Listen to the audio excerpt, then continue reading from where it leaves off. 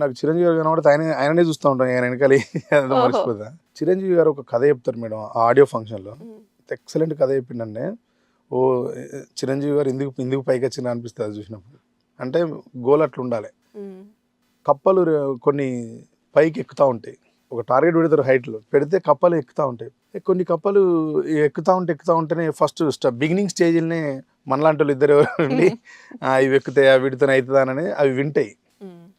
విని భయానికి లోనైపోయి అవి పడిపోతాయి కింద. కానీ ఒక కప్ప మాత్రం పైకి చివరి వరకు ఎక్కుతుంది, అది టార్గెట్ రీచ్ అవుతుంది. అది ఆ టార్గెట్ రీచ్ అయిన కప్పని అడుగుతారు, నువ్వు ఎట్లా అక్కడ దాకా పోయినావు అని.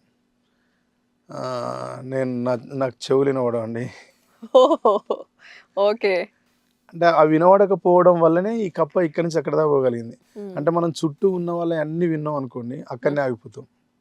ఏది వినకుండా మన టార్గెట్ అక్కడ ఉన్నదో అటే వెళ్ళిపోతాం. ఆ కప్పగా టార్గెటే కనబడుతూ ఉంటుంది, ఏది పట్టించుకుంటూ వెళ్ళిపోతుంది. ఉమ్. ఆ కథ